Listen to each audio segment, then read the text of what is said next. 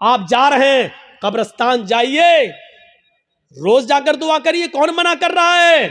ہفتے میں ایک دن جا کر دعا کیجئے، کون منع کر رہا ہے؟ مہینے میں ایک دن جائیے اور اپنے باپ کے لیے ہاتھ اٹھا کر نہیں، ہاتھ چھوڑ کر قبر پر کھڑے ہو کر قبر کے پاس دعا مانگی، کون روکتا ہے؟ نہیں۔ لیکن آپ پورے سال نہ جائیں، صرف عید کے دن عید کی نماز پڑھنے کے بعد قبر پہ جا کر دعا مانگے اور اس کو معمول بنا لیں، یہ غلط ہے۔ آپ کسی دن کو متعین کر کے دعا کریں گے تو وہی چیز بدعت ہو جاتی ہے۔ آپ آج مانگ لیجئے، کل مانگیے، 2-4 دن بعد مانگ لیجئے، متعین مت کریے، روز دعا مانگیے قبر پہ جا کے، کوئی منع نہیں کرتا ہے۔ اور قبر پہ جا کے دعا اس لیے مانگنے جائیے آپ کہ وہاں جائیں گے تو آپ کو اپنی موت یاد آئے گی، ورنہ دعا مانگنے کے لیے قبر پہ جانا ضروری نہیں ہے۔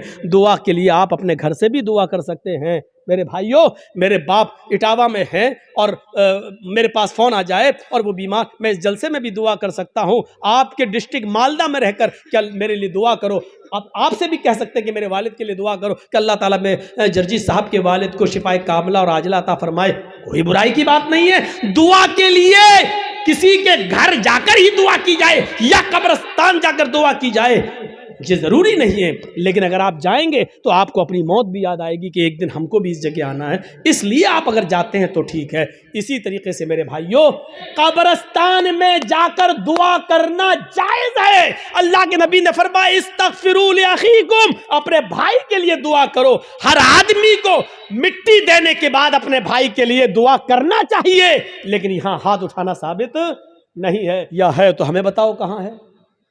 نہیں صاحب، اٹھا لیں تو حرج کیا ہے؟ اب اس کا جواب سنو، ارے ہم نے ہاتھ اٹھا کر دعا کر لی تو حرج کیا ہے؟ تو اب مجھے جواب دو، لیٹرین میں ہم نے کہہ دیا ہاتھ اٹھا کر اللہم انی اعوذ بک من الخبث والخبائث، تو حرج کیا ہے؟ مجھے اتنا بتا دو۔ اذان کے بعد ہم نے ہاتھ اٹھا کر دعا مانگ لی، اشہد ان لا الہ الا اللہ، حرج کیا ہے؟ مجھے بتا دو۔ یہاں آپ کو حرج لگتا ہے، مجھے قبرستان میں ہاتھ اٹھا کر دعا مانگنے میں حرج لگتا ہے۔ کیوں اسلام کو اپنے اور اپنے باپ دادا کے طریقے پر چلانا چاہتے ہو؟ اسلام چلے گا تو صرف فاطمہ کے باپ کے طریقے پر چلے گا۔ اسلام نہ تمہارے طریقے پر چلے گا، نہ میرے، نہ تمہارے باپ کے طریقے پر چلے گا، نہ مولوی جرجیز کے باپ کے طریقے پر چلے گا۔ اسلام چلے گا تو جناب محمد رسول اللہ کے طریقے پر چلے گا۔ آپ کو نماز پڑھنے کے بعد دعا سے کوئی نہیں روکتا، یقین مانیے، نماز پڑھنے کے بعد آپ دعا کریے، ہم آپ کو نہیں روکتے ہیں۔ اچھا عمل ہے نماز پڑھنا، اور نماز کے بعد دعا مانگنا اچھا عمل ہے، مانگیے مانگیے، منع نہیں کیا جا رہا ہے۔ لیکن یہاں اللہ کے رسول سے ہاتھ اٹھا کر دعا مانگنا، اور نبی کے ہاتھ اٹھانے کے بعد صحابہ کا ہاتھ اٹھانا، اور نبی کا ہاتھ چہرے پر پھیر کر پہننا، اور اس کے بعد صحابہ کا بھی ہاتھ چہرے پر پھیر لینا، نبی کا دعا مانگنا اور صحابہ کا اس دعا پر آمین آمین کہنا، یہاں نماز کے بعد ثابت نہیں ہے، اس لیے آپ کو بھی ایسا نہیں کرنا ہے۔ اکیلے آپ جتنی لمبی دعا مانگنا چاہیں مانگیں۔ آپ کی بیٹی بڑی ہے، شادی کے رشتے آتے ٹوٹ جاتے ہیں، نماز کے بعد دعا مانگیے اللہ میری بیٹی کو کوئی دیندار رشتہ عطا فرما دے۔ آپ کی روزی روٹی میں برکت نہیں، اللہ مجھے میری روزی روٹی میں برکت دے۔ آپ کو جتنی دعا مانگنا مانگو، یہ 2 منٹ والی دعا کو رسم مت بناؤ میرے بھائی۔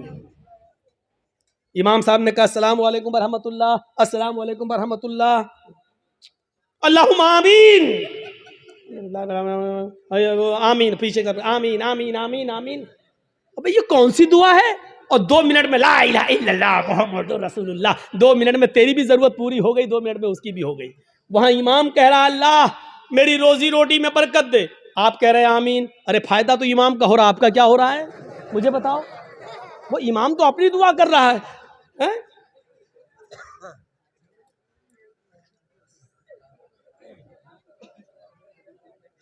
اب امام بیچارہ کنوارا ہے، شادی نہیں ہوئی ہے، امام کہہ رہا اللہ مجھے دیندار لڑکی عطا فرما دے، آپ کہہ رہے ہیں آمین۔ فائدہ تو امام کا ہو رہا، تمہارا کیا ہو رہا ہے؟ ارے امام اپنی دعا مانگے، تم اپنی دعا مانگو یار۔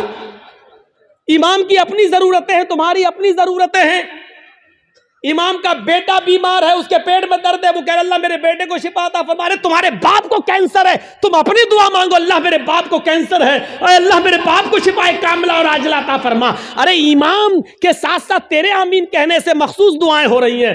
امام تیرے لیے دعا نہیں کر رہا ہے، اور تم جو آمین آمین کہہ رہے ہو اس میں تمہارے لیے دعاؤں پہ آمین نہیں کہی جا رہی ہے.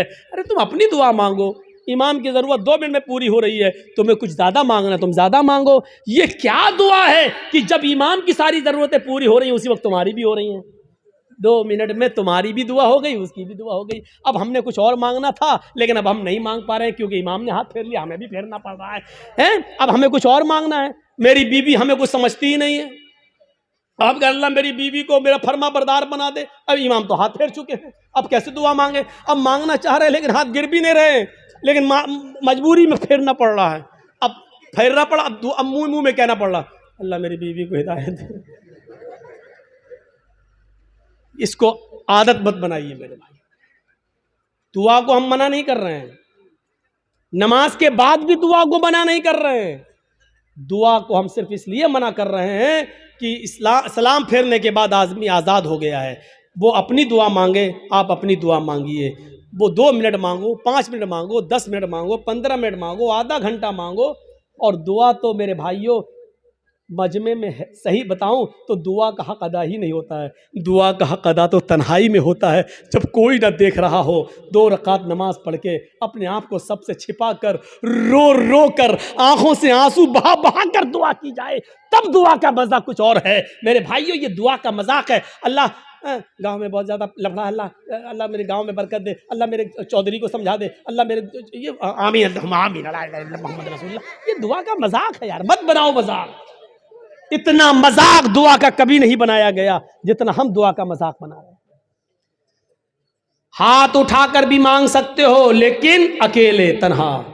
قبرستان میں دعا مانگنے کا حکم ہے اور ہر شخص کو دعا مانگنا چاہیے, لیکن وہاں ہاتھ اٹھانا ثابت نہیں ہے. وہاں صرف حکم یہ ہے استغفروا لاخیکم, اپنے بھائی کے لیے دعا کرو, صرف دعا ہے. اگر ہاتھ اٹھانا ہوتا تو اللہ کے نبی کہتے اپنے بھائی کے لیے دونوں ہاتھ اٹھا کر دعا کرو. اور یہ آتا کہ اللہ کے رسول نے فلاں فلاں کے دفنانے کے بعد آپ نے دونوں ہاتھ اٹھا کر دعا کی ہے, آتا حدیث میں, لیکن حدیث کی کسی کتاب میں نہیں آیا اللہ کے رسول نے کسی بھی صحابی کو دفن کرنے کے بعد اپنے ہاتھوں کو اٹھا کر دعا کی ہو, کہیں نہیں آتا ہے. ہاں یہ آیا کہ اللہ کے رسول نے قبر میں صحابی کو دفن کرنے کے بعد صحابہ سے فرمایا استغفروا لاخیکم, اپنے بھائی کے لیے دعا کرو. آپ چاہتے تو کہہ سکتے تھے میں دعا کر رہا ہوں, آپ لوگ آمین آمین بولو, اللہ جس کا انتقال ہوا اس کے روح کو اعلی علیین کے اندر جگہ عطا فرما, اللہ اس کے پسماندگان کو صبر جمیل عطا فرما. آپ چاہتے تو قبرستان میں سب دعا کر سکتے تھے, لیکن آپ نے نہ کی ایسے اور نہ لوگوں نے آمین کہا,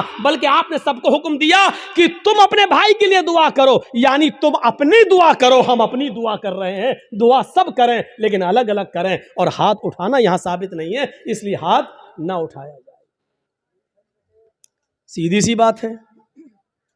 اب پھر حکم یہ ہے کہ آپ کسی بھی میت کے لیے کبھی بھی کسی بھی وقت دعا کر سکتے ہیں, لیکن چند لوگوں کو اکٹھا کر کے میت کے گھر جا کر اس کو صبر کی تلقین کرنے کے بعد, بھوج ووج کھانے کے بعد یا دعا کرنے کے بعد بھوج کھلایا جاتا ہے. مجھے نہیں معلوم آپ کے یہاں کیا ہوتا ہے. اور وہاں گھر پہ جانے کے بعد پھر امام صاحب دعا کرتے ہیں اور اس گھر کے سب لوگ آمین آمین کہتے ہیں. میرے بھائیوں بدعت ہے, بدعت ہے, بدعت ہے. اس بری رسم کو بند کریے, اس نوٹنکی کو بند کیجیے. میں اس کو نوٹنکی کہتا ہوں. اس نوٹنکی کو بند کیجیے. دعا آپ کیجیے. ارے بیوی اگر شوہر مر گیا ہے تو بیوی شوہر کے لیے دعا کرے, باپ مر گیا تو بیٹا شوہر اپنے باپ کے لیے دعا کرے. ارے صدقہ جاریہ سب سے بہتر یہی ہے کہ بیٹا اپنے باپ کو اپنی دعاؤں میں یاد رکھے, کچھ دعائیں اپنے لیے مانگے, پھر کہ اللہ میرے والد کو کی قبر کو نور سے بھر دے, اللہ میرے والد کی مغفرت فرما, اللہ میرے ماں باپ کے گناہ کو کی بخشش فرما, اللہ ان کی لغزشوں کو معاف فرما دے, اللہ تو ان کو جنت الفردوس میں جگہ عطا فرما.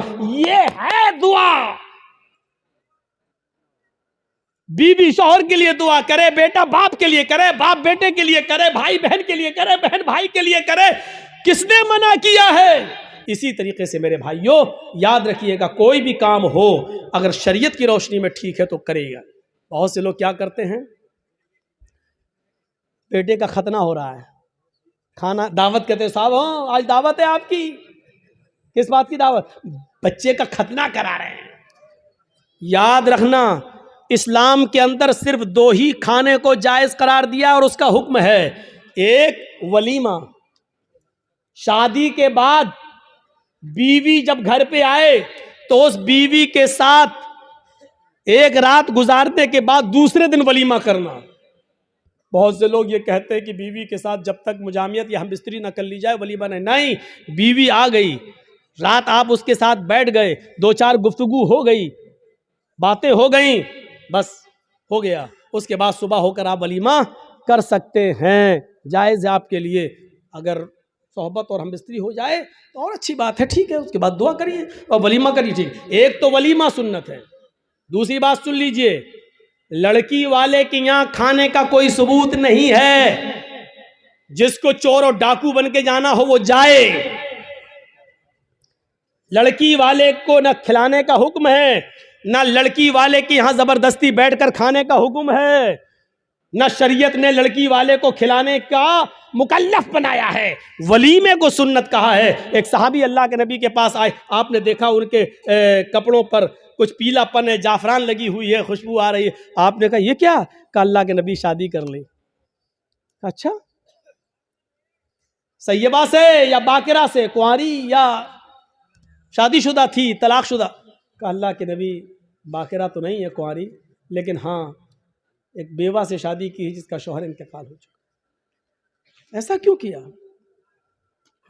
کنواری سے شادی کرتے؟ کہا اللہ کے نبی میرے ماں باپ کا انتقال ہو چکا ہے اور وہ اس دنیا میں نہیں ہیں، میری چھوٹی چھوٹی بہنیں ہیں، میری چھوٹی چھوٹی بہنیں ہیں، میں نے سوچا کہ ایک ایسی عورت سے نکاح کروں جس کو بچے پالنے کی مہارت ہو، تجربہ ہو، تاکہ وہ میری بہنوں کی اچھی تربیت کر سکے، اس مقصد سے میں نے شادی کی۔ آپ نے کہا اچھا کوئی بات نہیں، ولیمہ کیا؟ کہا نہیں۔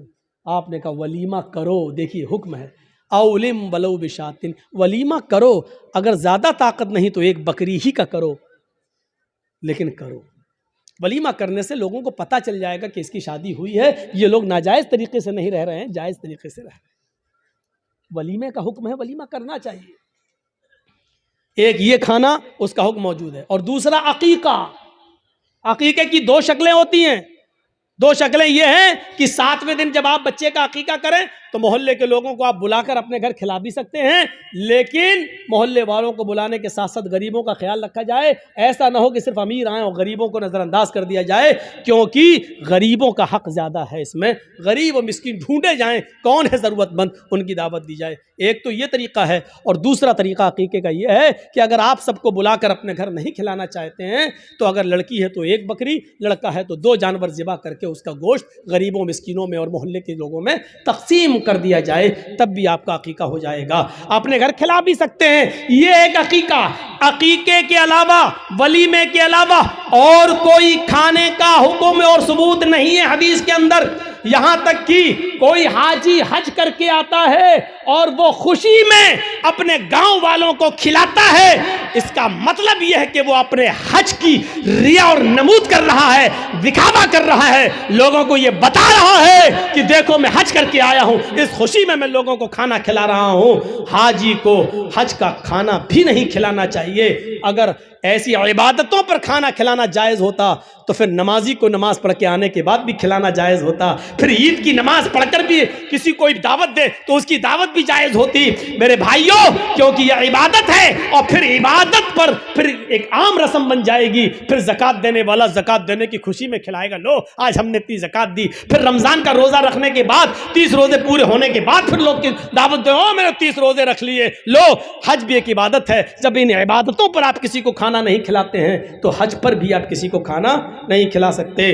جب حج جیسی عبادت پر کھانا نہیں کھلا سکتے تو پھر ختنے کا کھانا کیسے جائز ہو سکتا ہے؟ میرے پیارے ساتھیوں، ختنے کا کھانا جائز نہیں ہے، نہ ختنے کی دعوت جائز ہے۔ ہاں، اگر عقیقے والے دن ہی آپ بچے کا ختنہ کر رہے ہیں تو لوگوں کو عقیقے کی دعوت دیجئے، ختنے کی دعوت مت دیجئے، اور یہ کہیے کہ ہمارے یہاں عقیقہ ہو رہا ہے، عقیقے کا کھانا کھائیے، اور میں ختنے کا نہیں۔ ختنے کی اگر کوئی دعوت دیتا ہے تو آپ اس دعوت کو ریجیکٹ کریے اور اس ختنے کی دعوت میں آپ مت جائیے، کیونکہ ختنے کی دعوت میں شرکت کرنا جائز نہیں ہے۔ میرے پیارے ساتھیوں، ہم نے کیا کیا اپنے آپ کو؟ بس حرام کھاتے جا رہے ہیں کہ اللہ ہمیں حرام کھانے سے بچا لے.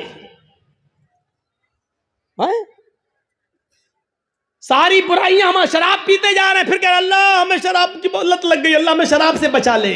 اللہ کے بندے پہلے سب کچھ چھوڑ پھر دعا کر.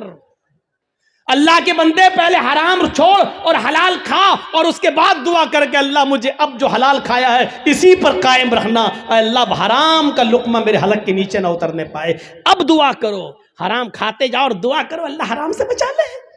شراب پیتے رہو اور دعا کرو اللہ شراب سے بچا لے. بے پردگی کے ساتھ ہماری ماں بہن بیٹیاں نکلتی رہو اور دعا کرے اللہ ہمیں پردہ کرنے کی توفیق عطا فرما. زندگی میں نہیں ملے گی ایسی توفیق. ان اللہ لا یغیر ما بقوم حتی یغیروا ما بانفسہم. اللہ کسی قوم کی حالت اس وقت تک نہیں بدلتا جب تک کہ کوئی قوم اپنی حالت کو خود بدلنے کی فکر نہیں کرتی ہے. پہلے ہمیں چینج ہونا پڑے گا، پہلے ہمیں بدلنا پڑے گا. پہلے زمانے کی عورتیں اگر اپنے بچوں کو بد دعا بھی دیتی تھی تو اس میں بھی دعا نکلتی تھی. بچہ شرارت کر رہا ہے، کبھی یہ کبھی وہ اٹھایا پھینک دیا، کبھی ماں پریشان، ہائے ہائے ہائے ماں پریشان اور ماں نے غصے میں اپنے انداز میں بد دعا دی. لیکن آپ اس کو بد دعا نہیں کہہ سکتے ہو. جب دیکھا کہ بچہ بہت شرارت کر رہا ہے تو بد دعا دیتے ہوئے کہا اللہ تجھے کعبے کا امام بنا دے. غصے میں بد دعا بھی دی تو اس میں بھی دعا چھلک رہی تھی. یعنی اس زمانے کی عورتوں کو غصے میں بھی ایسی بد دعائیں نہیں معلوم تھی کہ جو بچوں کی زندگی تباہ کر دے. ہماری ماؤں کی زبان سے کیا نکلتا؟ کتے مر جاؤ. پریشان کر کے رکھ دیا. اب کتا کہتی جا رہی ہے، اب یہ نہیں سوچ رہی کہ کتے کی اماں کون ہوئی، لیکن کہہ رہی کتے مر جاؤ. اور پتہ نہیں کیا کیا وہ کہہ دیتی ہے. ایک بچہ شرارت کر رہا ہے اور جب تنگ آ گئی ماں تو غصے میں روتے ہوئے کہتی چل اللہ کرے تجھے کعبے کا امام بنا دے. اور پتہ نہیں کون سی گھڑی میں یہ دعا نکلی اور عرش والے نے اس کو قبول فرمائی اور وہ بچہ پھر کعبے کا امام بن کر نکلا. اور ایسا امام بنا کہ آج جس کو آج سدیس کے نام سے یاد کیا جاتا ہے، قاری سدیس، یہ کعبے کے جو امام آج بھی موجود ہیں یہ اسی ماں کی دعا کا نتیجہ ہے جو اس نے غصے میں دی تھی اور اللہ نے اس بچے کو کعبے کا امام بنایا جو آج بھی کعبے کا امام ہے.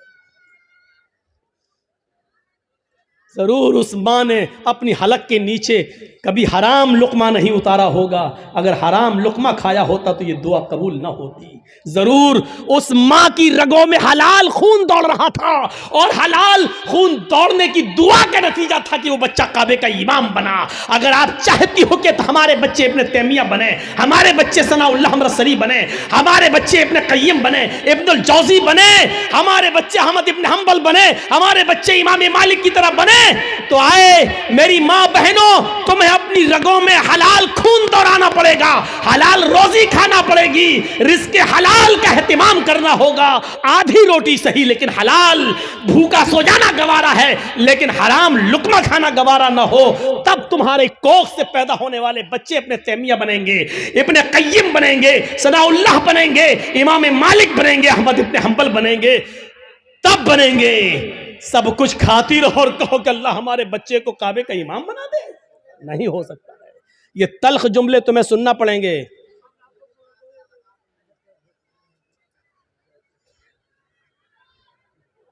سننا پڑیں گے تلخ جملے.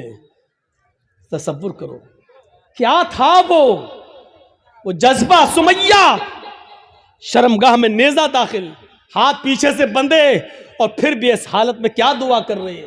آپ یہ نہیں کہو گے آپ کا بیٹا ہاسپٹل میں بھرتی ہے، وینٹیلیٹر پر رکھا ہوا ہے، یا کوئی باپ وینٹیلیٹر پر رکھا ہے، آپ ہمارے پاس آئیں گے جرجیت صاحب محلدار پاڑا میں آئیں، جمعہ کا خطبہ دینا ہے، آپ پرچی لے کے آئیں گے مولانا صاحب جمعہ کے خطبے میں کے بعد ہمارے ابو کے لیے دعا کر دیجئے اللہ ان کو شفائے کاملہ عطا فرمائے. ایسے موقع پر بھی آپ کو اس دعا کی فکر ہوگی کہ ہمارے ابو کے لیے دعا کر دو کہ اللہ ان کو شفا دے.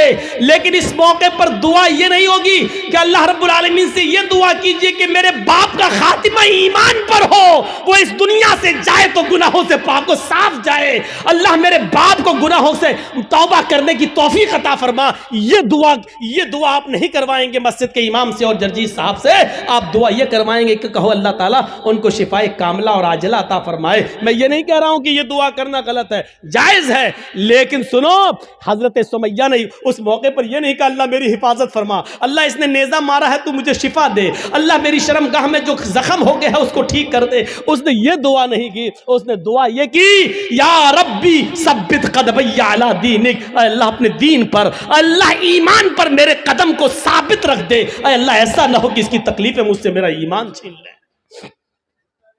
ये क्या चीज थी? ये ईमान था, ये ईमान था।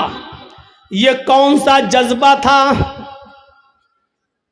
आइए जरा मुझे इस जज्बे की तरफ लेकर चलिए और बताइए ये कौन सा जज्बा था कि हजरत इब्राहीम अलैहिस्सलातु वस्सलाम को हुक्म होता है कि अपनी बीवी हाजरा को और छोटे बच्चे इस्माइल को बियाबान जंगल में छोड़कर चले आओ।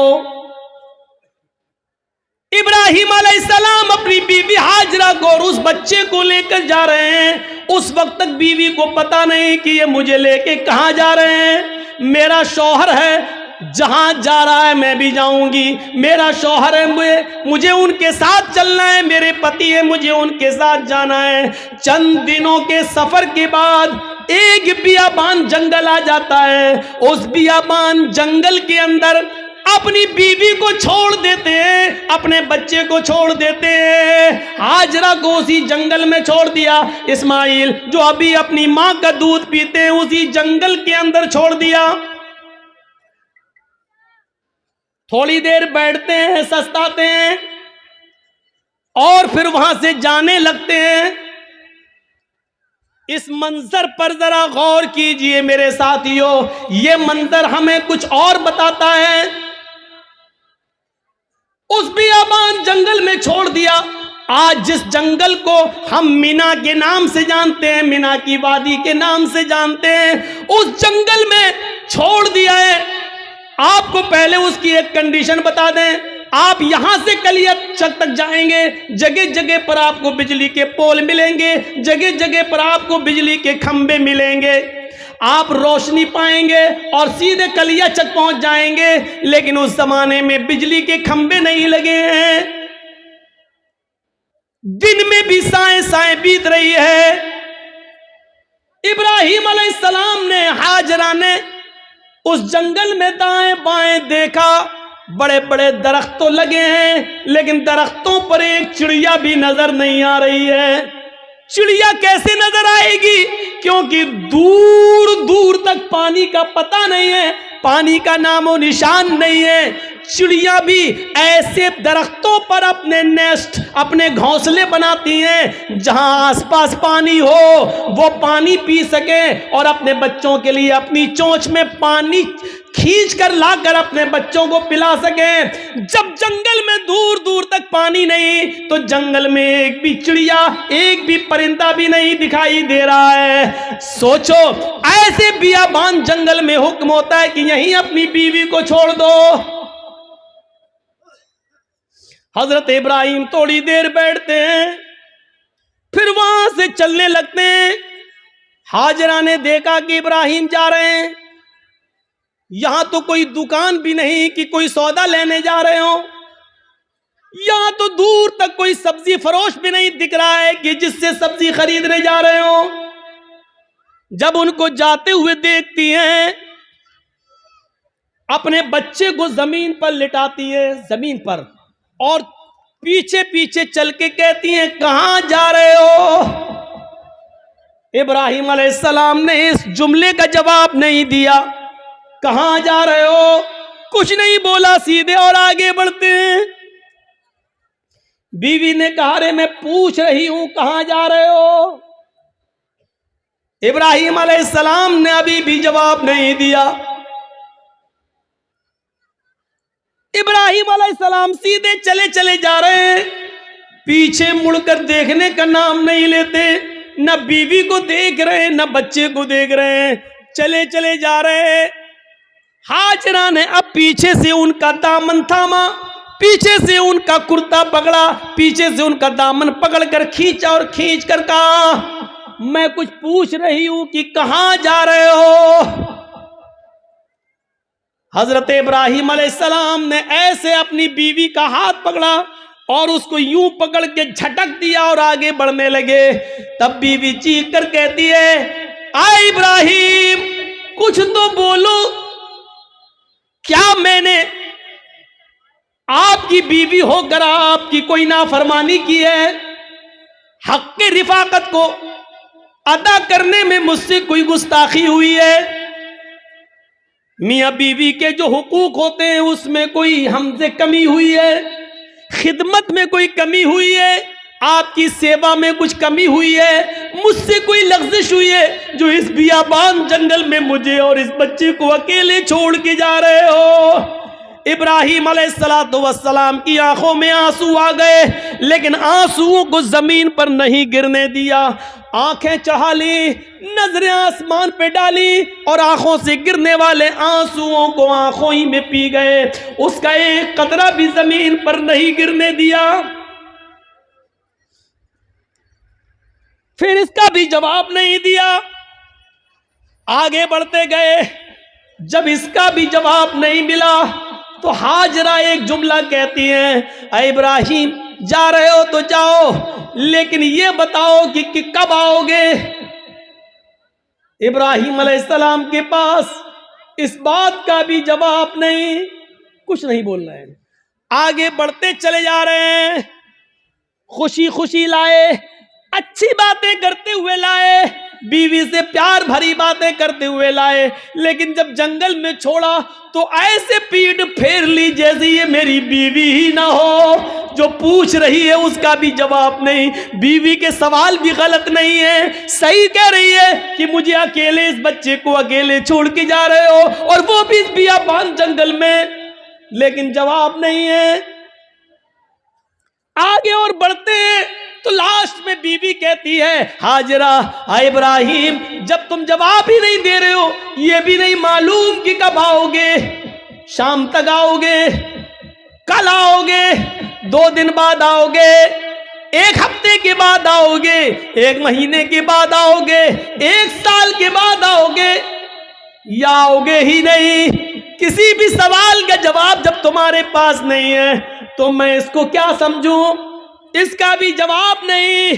کہتی ہیں اے ابراہیم میں آپ کی بیوی ہوں, میں آپ کی امانت ہوں, پتہ نہیں آپ کب آئیں, اپنی اس امانت کو کس کے حوالے کر کے جا رہے ہیں یہ تو بتا دو.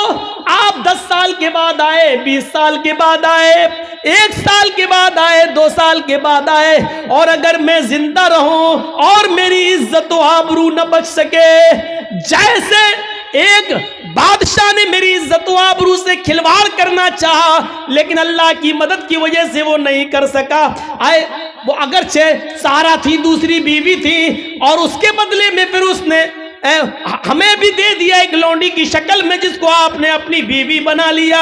اے ابراہیم مجھے یہ بتاؤ کہ اپنی اس امانت کو کس کے سپرد کر کے جا رہے ہو؟ اگر میری عزت و آبرو محفوظ نہ رہی, مجھے کس کے سپرد کر کے جا رہے ہو؟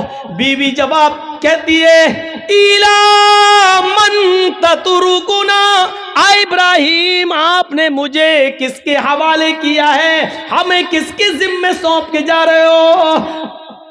اس امانت کا ذمہ دار کون ہے؟ جب ہاجرہ نے یہ کہا, قرآن کے الفاظ اِلَىٰ مَن تَتْرُكُنَا, آپ نے مجھے کس کے سپرد کیا ہے, آپ نے مجھے کس کے حوالے کیا ہے؟ تب ابراہیم علیہ السلام اب اس کا جواب دیتے ہیں, لیکن ہاجرہ کی طرف دیکھ کر نہیں, بچے کی طرف دیکھ کر نہیں. اگر پیچھے گھوموں گا بیوی کی شکل دکھے گی, معصوم بچے کو دیکھ لوں گا تو کہیں بیوی کی اور بچے کی محبت میرے دل میں نہ آ جائے, اور پھر میں جس کام کے لیے اللہ کے حکم سے جا رہا ہوں اس کام سے کہیں میں رک نہ جاؤں. ایمانی طاقت دیکھیے, ایمانی اس طاقت کی وجہ سے وہ بیوی کو نہیں دیکھ رہے ہیں, بچے کو نہیں دیکھ رہے ہیں. بیوی کی محبت ہے, بچے کی محبت ہے, لیکن ایمان کی طاقت دیکھیے. کیا کہتے ہیں نہ بیوی کو دیکھنا گوارا نہ بچے کو دیکھنا گوارا. اور بیوی کہہ رہی ہے کہ مجھے کس کے سپرد کر کے جا رہے ہو؟ اس جنگل میں تو چڑیاں بھی نہیں ہیں, ہمیں اس جنگل میں رات ہوگی, خطرناک جانور بھی تو آ سکتے ہیں, میرا کیا ہوگا؟ مجھے بتاؤ مجھے کس کے سپرد کر کے جا رہے ہو؟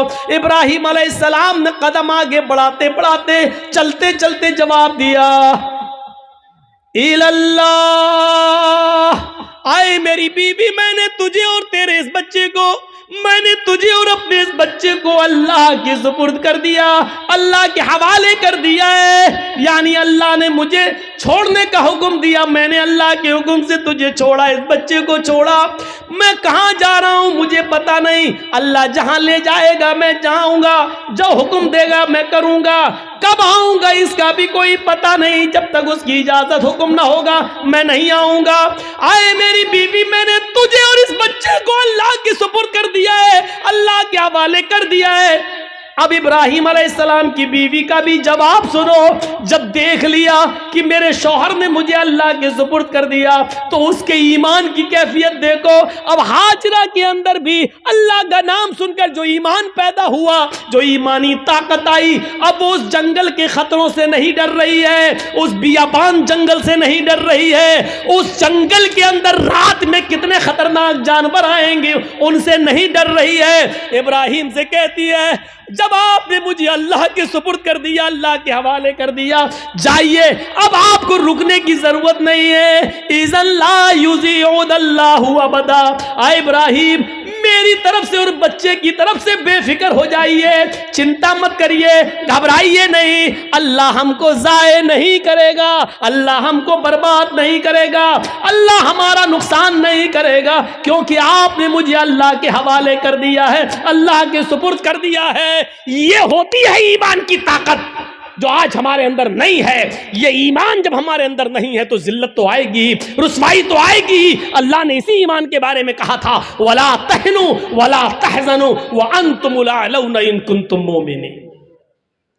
ہم عزت دیں گے, بلندی دیں گے, لیکن ایمان پہلے پیدا کرو اپنے اندر, مومن بن کر دکھاؤ. ہاجرہ نے مومنہ بن کر دکھایا, ابراہیم نے مومن بن کر دکھایا, تو اللہ کی مدد بھی آئی اور بلندی بھی ملی. اب دیکھو اللہ کی مدد کیسے آتی ہے, جب ایمان ان کے اندر پیدا ہو گیا. ابراہیم نے اپنے ایمان کا حق ادا کیا, ہاجرہ نے بھی ایمان کا حق ادا کیا. ابھی تک پیچھے پیچھے دوڑ رہی تھی کہ بتاؤ میرا کیا ہوگا. لاسٹ میں کہتی ہے کہ مجھے کس کے سپرد کر کے جا رہے ہو؟ جواب ملا اللہ کے. پھر ہٹ جاتی ہے اور کہتی ہے اب جاؤ, ہمارے اور بچے کی طرف سے بے فکر ہو جانا, اللہ نے جو حکم دیا اس کو کریے, اللہ ہمیں ضائع نہیں کرے گا, اللہ ہمیں برباد نہیں کرے گا. وہ اس بیابان جنگل میں رک جاتی ہے, اسی جنگل میں رہنے لگتی ہے. غور کرو کہ اس جنگل میں 2 یا 3 دن کے لیے ہی پانی تھا, 2 یا 3 دن کے لیے ستو تھا, اس کے علاوہ ہاجرہ کے پاس کچھ نہیں تھا.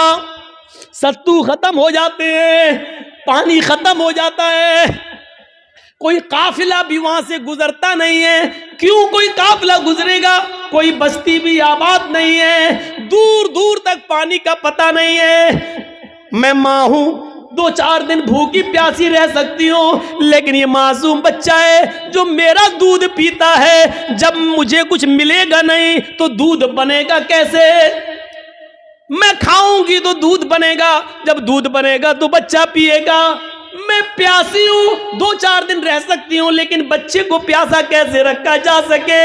غور کرو, تمام شک و شبہات اس عورت کے دل میں ہے, لیکن اللہ پر بھروسہ ہے, ایمان ہے اللہ کی ذات پر. اپنے بچے کو لٹاتی ہے, کہتی ہے چلو کوشش کر کے دیکھتی ہوں پانی مل جائے.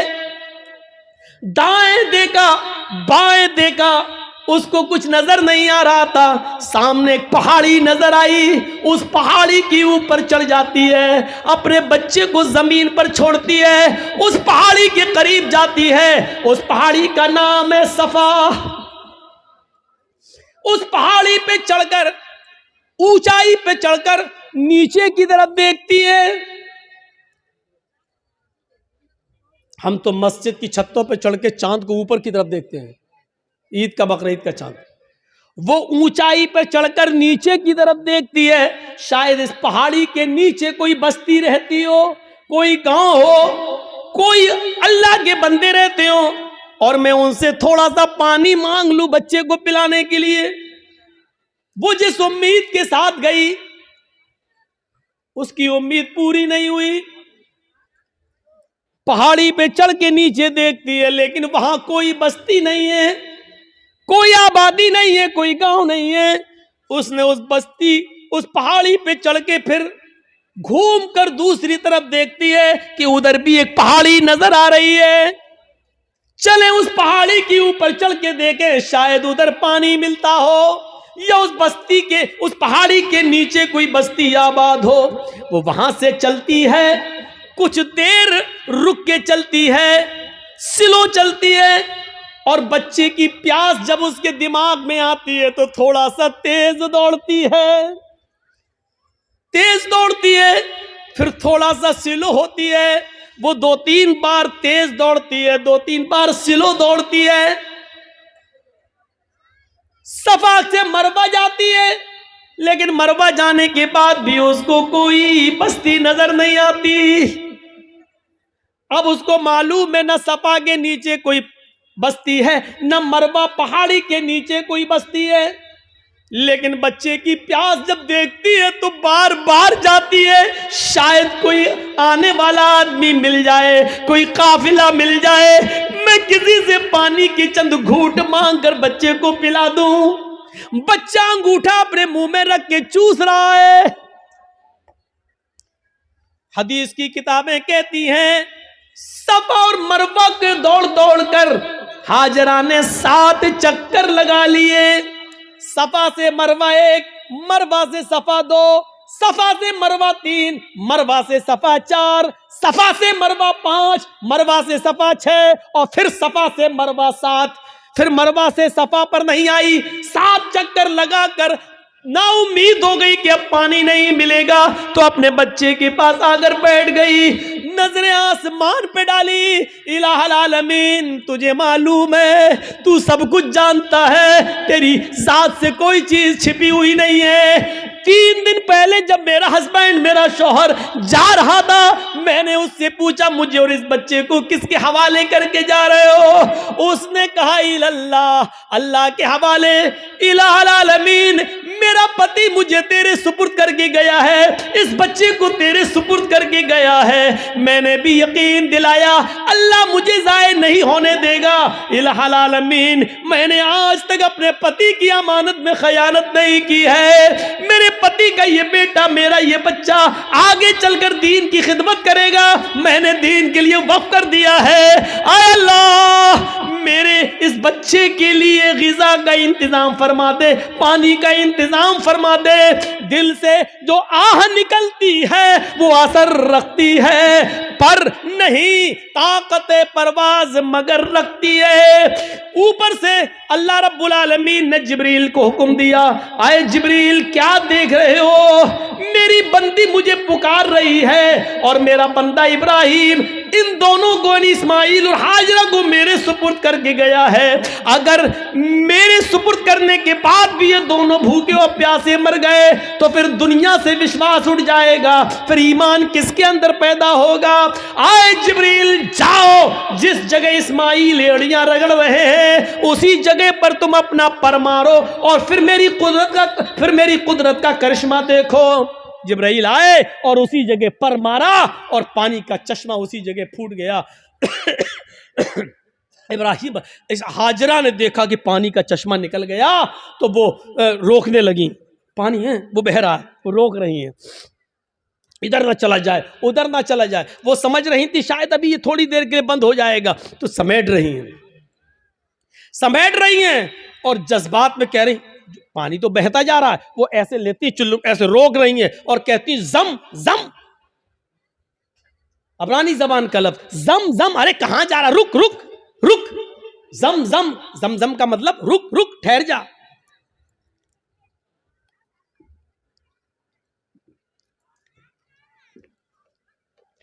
ٹھہر جا, رک جا, کہاں جا رہا, رک. یہ زمزم کا لفظ بھی اللہ کے رسول کو اتنا پسند آیا کہ آپ نے زمزم کے لفظ کو زمزم ہی رہنے دیا, اس کے لیے کوئی عربی کا لفظ استعمال نہیں کیا. رک پانی نہیں رکتا تو انہوں نے مڈیر باندھ دی, وہی مٹی سے اکٹھا کر کے ایسے بناتی چلی گئی, مڈیر باندھ دی.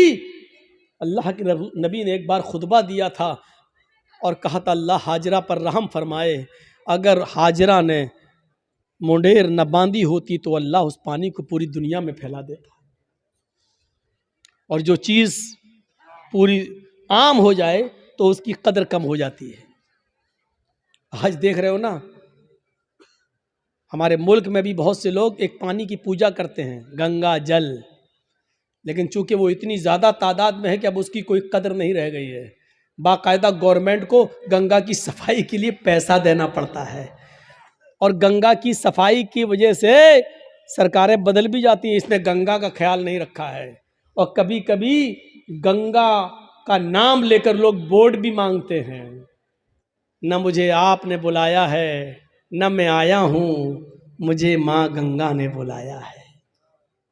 اس طریقے سے لوگوں کو بھاوک کر کے ماں گنگا کو ماں کہہ کر اس طریقے سے لوگ اس کو نیلام بھی کرتے ہیں. ایک طریقے سے دیکھا جائے تو اس طریقے سے آج اس پانی کی کیا قدر ہے. لوگ اس میں پیشاب بھی کر رہے ہیں, پائخانہ بھی کر رہے ہیں, لیٹرین بھی کر رہے ہیں, سب کچھ ہو رہا اس کے اندر. اسی لیے اس کی صفائی کے لیے پیسہ مانگا جا رہا ہے, یہ کیا جا رہا ہے, وہ کیا جا رہا ہے. لیکن زمزم کو دیکھ لو, آج کتنی قدر کی نظروں سے دیکھا جاتا ہے. آج بھی سعودیہ میں ہونے کے باوجود بھی آپ دیکھ لیجئے اس پانی کی کیسی قدر ہے, اس پانی کی عزت کیسی ہے. اور اس پانی کی خصوصیت یہ ہے کہ جو لوگ 5 سال پہلے حج کر کے آئے ہیں اور زمزم لے کے آئے ہوں گے, آج بھی ان کے گھر میں زمزم اگر 5 سال پرانا بھی رکھا ہوگا تو اس میں نہ تو کیڑے پڑے ہوں گے نہ جراثیم پڑے ہوں گے. یہ ایک کیفیت, یہ ایک کشش رکھی ہے اللہ رب العالمین نے اس پانی کے اندر. یہ جیتا جاگتا معجزہ. چشمہ جاری ہو گیا. ایمان تھا تو اللہ نے عزت بھی دی, ایمان تھا تو اللہ نے بلندی بھی دی. ایمان کی طاقت ہونی چاہیے. اور اتنا ہی نہیں, اب آپ کہو گے کہ حاجرہ کو عزت کیا ملی؟ عزت نہیں ملی. وہ حاجرہ جو ایمان کی طاقت کی وجہ سے ابراہیم کو چھوڑ دیتی ہے اور اپنے بچے کے لیے پانی کی تلاش میں صفا سے مروہ کے چکر لگاتی ہے. 7 چکر لگائے. میں نے کہا تھا شروع میں, کبھی سلو دوڑتی ہے, کبھی تیز دوڑتی ہے. اللہ کے رسول صلی اللہ علیہ وسلم نے حج کا رکن بنا دیا ہے, صفا اور مروہ کے چکر لگاؤ. جب تک تم صفا اور مروہ کے چکر نہیں لگاؤ گے نہ تمہارا حج مانا جائے گا نہ تمہارا عمرہ مانا جائے گا. اور عورتوں کے لیے تو خاص کر دیا کہ تم تو سینہ تان کر اکڑ کر تیز نہ دوڑو کیونکہ تمہاری بے پردگی ہوگی. لیکن حاجرہ جہاں جہاں تیز دوڑی تھی اور تھوڑا سا اکڑ کے ایسے دوڑی تھی, اللہ کے نبی صلی اللہ علیہ وسلم نے مردوں کو حکم دے دیا کہ جب بھی وہ صفا سے مروہ, مروہ سے صفا کے چکر لگائیں تو جہاں حاجرہ تیز دوڑی تھی وہاں ان کو بھی تیز دوڑنا ہے, جہاں حاجرہ سلو ہوئی تھی وہاں تمہیں بھی سلو ہونا ہے.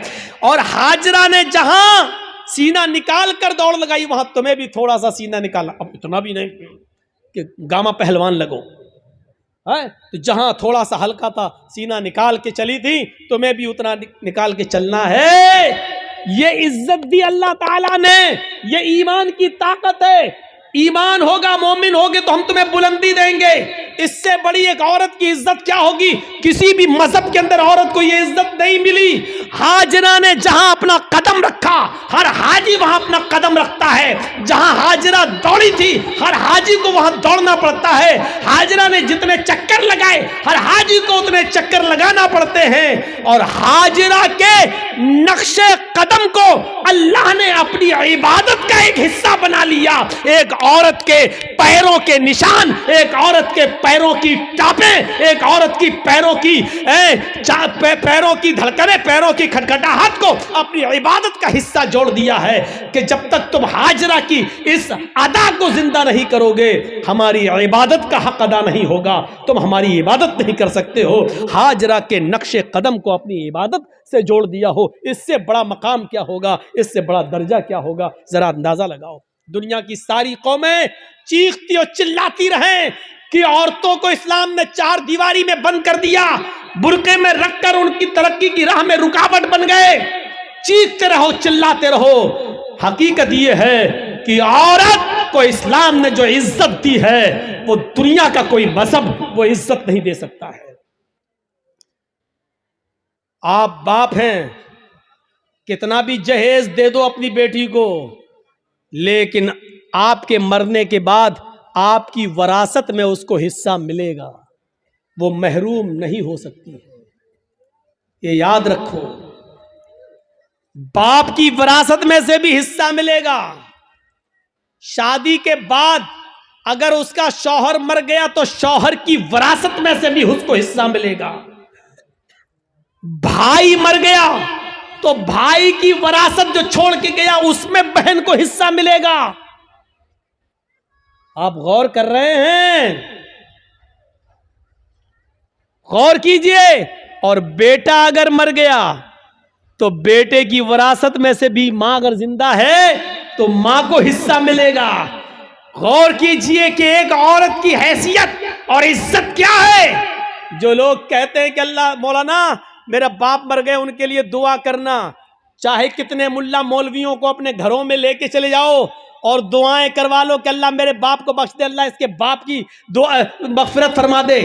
اگر آپ کے باپ کے مرنے کے بعد اگر باپ کی وراثت میں سے باپ کی بیٹی یعنی آپ نے اپنی بہن کو حصہ نہیں دیا, باپ کی مغفرت نہیں ہوگی.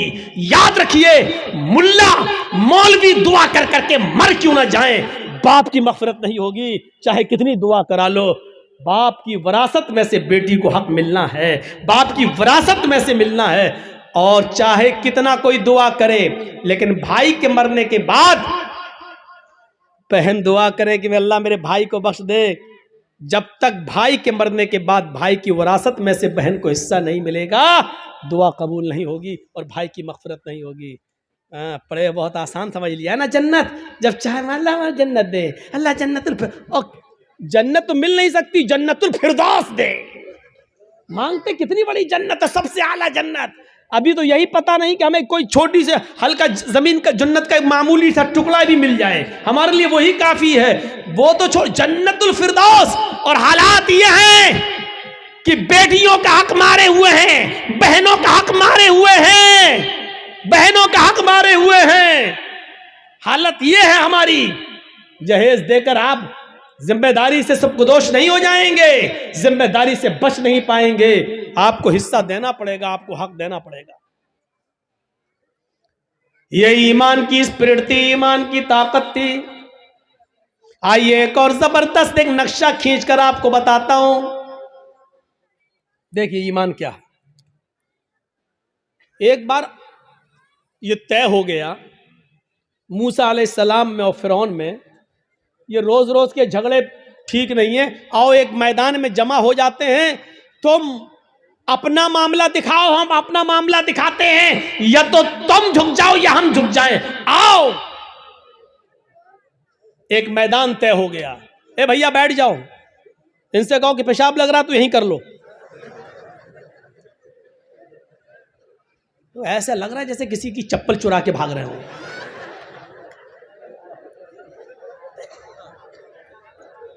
بیٹھیے.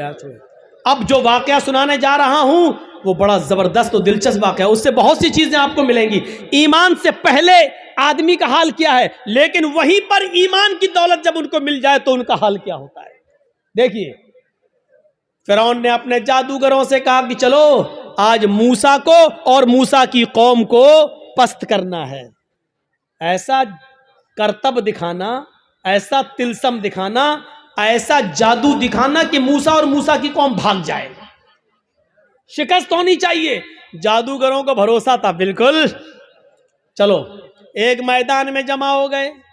موسیٰ اپنے چند ساتھیوں کو لے کے آئے, فرعون اپنا لاؤ لشکر لے کر آیا.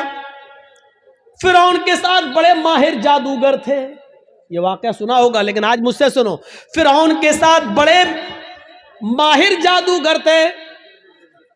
طے ہوتا ہے کہ چلو اپنا اپنا کرتب دکھلاؤ. فرعون نے کہا جادوگروں اپنے جادوگروں سے چلو دکھاؤ.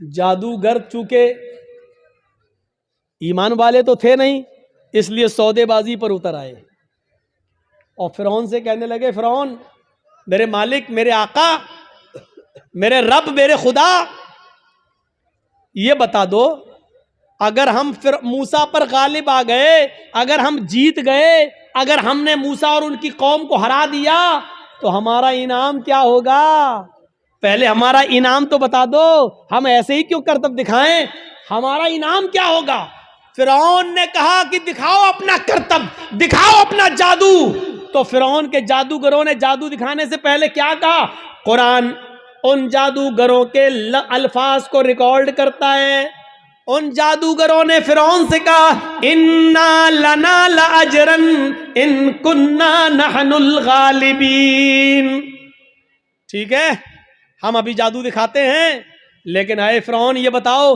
اگر ہم نے موسیٰ اور موسیٰ کی قوم کو ہرا دیا اور ہمارا کرتب دیکھ کر ہمارا ناٹک دیکھ کر اگر یہ سب ہار جاؤ بھاگ جائیں تو ہمارا اجر کیا ہوگا انا لنا لاجرا ہماری مزدوری کیا ہوگی ہمارا انعام کیا ہوگا ان کننا نحن الغالبین اگر ہم ان کی اوپر غالب آ گئے تو اگر ہم ان کے اوپر غالب آ گئے تو کیا انعام ہوگا فرعون نے مسکراتے ہوئے جواب دیا انکم لمن المقربین اگر موسیٰ اور موسیٰ کا لشکر ہار گیا شکست فاش دے دی ڈر گیا اور بھاگ گیا تو تم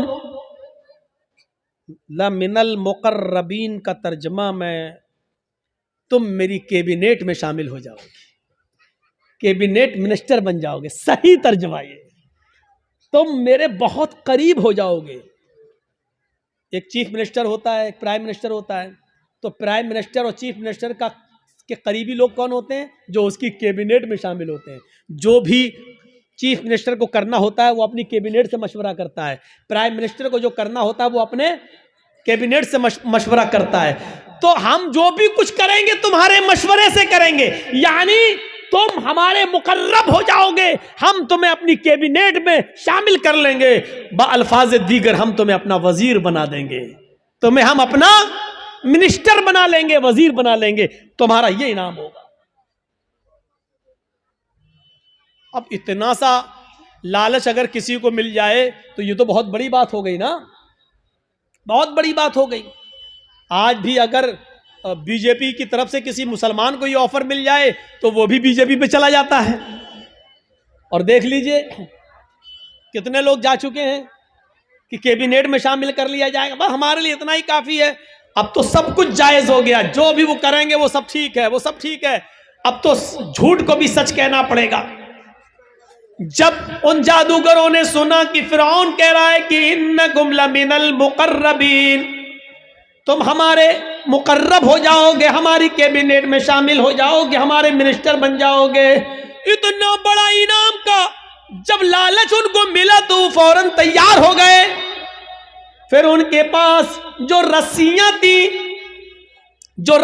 تھیں انہوں نے ان رسیوں کو پھینکا انہوں نے ان رسیوں کو ڈالا انہوں نے جب ان رسیوں کو موسیٰ کے سامنے اور موسیٰ کی قوم کے سامنے پھینکا تو وہ رینگتے ہوئے سانپ بن گئے رینگتے ہوئے سانپ بن گئے سانپ بن کر رینگنے لگے حالانکہ وہ سانپ نہیں تھے وہ نظر بندی تھی ہمیں دکھائی دے رہے ہیں سانپ کی طرح رینگ رہے لیکن وہ سانپ نہیں تھے جیسے جادوگر جو ہمارے محلے میں آتا ہے مٹی اٹھائے گا رکھے گا مٹھی بند کرے گا چھو منتر جادو وہ کر کے ایسے گھما کے کھولے گا روپیہ بن جائے گا حالانکہ وہ روپیہ نہیں ہے وہ مٹی ہے لیکن ہمیں روپیہ دکھ رہا ہے اگر جادوگر مٹی کو روپیہ بنانا جانتا ہوتا تو اپنا جادو ختم کرنے کے بعد پھر کٹورا لے کر ایک ایک دو دو روپے کی بھیک ہم سے کیوں مانگتا وہ کہتا ہے کہ یہ کلا ہے یہ مٹی کو میں نے روپیہ بنایا یہ صرف ہماری ہاتھ کی صفائی ہے یہ تمہیں روپیہ دکھ رہا ہے لیکن حقیقت میں روپیہ نہیں ہے اگر روپیہ ہوتا تو پھر ہم گھر بیٹھ کے یہ تماشا کیوں دکھاتے تمہیں ہم تو گھر بیٹھ کے مٹی کا روپیہ بناتے رہتے موسیٰ اور موسیٰ کی قوم کو وہ رینگتے ہوئے سانپ دکھنے لگے تو موسیٰ علیہ السلام ڈرنے بھی لگے ایسے ہٹنے بھی لگے فوراً اللہ تعالیٰ نے فرمایا موسیٰ ڈرو نہیں، لا تخف یا موسیٰ، اے موسیٰ ڈرو نہیں، تمہارے پاس جو لاٹھی ہے نا، جو ڈنڈا ہے، اس کو زمین پر مارو، ان القی عصاک، زمین پر اس لاٹھی کو مارو۔ موسیٰ علیہ السلام نے وہ لاٹھی زمین پہ مار دی، اور جیسے ہی زمین پہ لاٹھی ماری وہ اژدہا بن گیا۔ اژدہا بہت بڑا ہوتا ہے، وہ اژدہا بن گیا، اور اس نے اپنا منہ پھاڑا اور اندر کو سانس لی، باہر کو نہیں، اندر کو، اندر کو۔ جب اس نے اندر کو سانس لی تو وہ جتنے بھی سانپ جو رسیاں بنی ہوئی تھی وہ سب اس کے منہ میں گھستے چلے گئے، کر کے سب کو کھا گیا۔ یہیں سے موسیٰ فرعون کے جادوگروں کی عقل ٹھکانے آ گئی، وہ سمجھ گئے ہم نے جو دکھایا وہ نقلی چیز تھی، موسیٰ نے جو دکھایا وہ اوریجنلٹی تھی، وہ اصلیت تھی۔ وہ سمجھ گئے کہ اب حق کے آگے میرا باطل نہیں چلے گا، یکدم وہیں سے بدل گئے، یہیں سے چینج ہو گئے۔ موسیٰ علیہ السلام نے ڈنڈا زمین پہ مارا، وہ اژدہا بن گیا، اژدہا ان کے سانپوں کو نکل گیا۔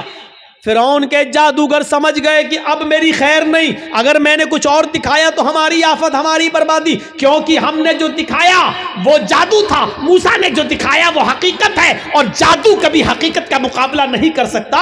فوراً وہی کے وہی وہ سارے جادوگر پلٹے اور چیخ پڑے، آمنا بالرب موسیٰ و ہارون، ہم موسیٰ اور ہارون کے رب کے اوپر ایمان لے آئے۔ چیختے ہوئے انہوں نے کہا اب ہم نے فرعون کو چھوڑ دیا، میں موسیٰ اور ہارون کے رب پر ایمان لے آیا۔ انہوں نے یہ نہیں کہا کہ میں اللہ پر ایمان لایا، جادوگروں نے کیا کہا؟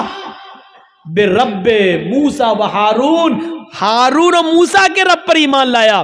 اگر وہ یہ کہتے ہیں کہ میں تو اللہ پر ایمان لایا تو لوگوں کا اللہ اور لوگوں کا خدا تو وہی بنا ہوا تھا فرعون، اس لیے موسیٰ اور ہارون کا رب نہیں تھا۔ موسیٰ اور ہارون علیہ السلام نے کبھی فرعون کو اپنا رب نہیں مانا، موسیٰ اور ہارون نے اپنا رب اللہ کو مانا تھا، اس لیے کیا کہا؟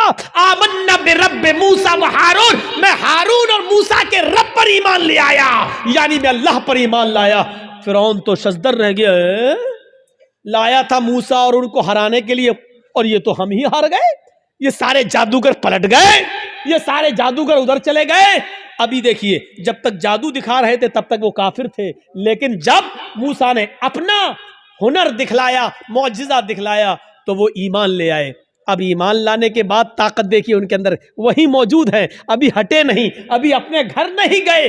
اب جب ایمان لے آئے، جب کہہ دیا آمنا برب موسیٰ و ہارون، جب کہہ دیا کہ ہارون و موسیٰ کے رب پر ایمان لائے، تب ان کے ایمان لانے کے بعد ان کے اندر طاقت کیا آئی وہ دکھانا چاہتا ہوں۔ ایک مومن کے اندر ایمان جب آ جائے تو اس کی طاقت کیا ہوتی ہے وہ چیز سمجھ لیجئے۔ جب وہ ایمان لائے تو فرعون نے کہا یہ کیا کیا تم نے؟ تو انہوں نے جواب دیا کہ اللہ کی طرف سے حق آ جانے کے بعد اور اپنی آنکھوں سے حق دیکھنے کے بعد بھی میں تمہاری غلامی کروں اور تم کو اپنا رب مانوں تو ہم سے بڑا بد نصیب کوئی نہیں ہوگا، ہم سے بڑا پھر پاگل کوئی نہیں ہوگا۔ ہم نے آج اپنی آنکھوں سے حق دیکھ لیا اور سچائی دیکھ لی اور موسیٰ کا معجزہ دیکھ لیا ہے، موسیٰ نے جو دکھایا وہ اللہ کی طرف سے ہے، اس لیے اب حق آ جانے کے بعد ہم تمہاری غلامی نہیں کر سکتے، ہم تمہیں ترجیح نہیں دے سکتے۔ فرعون نے کہا اب جانتے ہو تمہارا انجام کیا ہوگا، جانتے ہو تمہارا انجام کیا ہوگا؟ انہوں نے کہا اے فرعون پھر ہمارے انجام کو بھی بتا دو کہ کیا انجام ہوگا ہمارا۔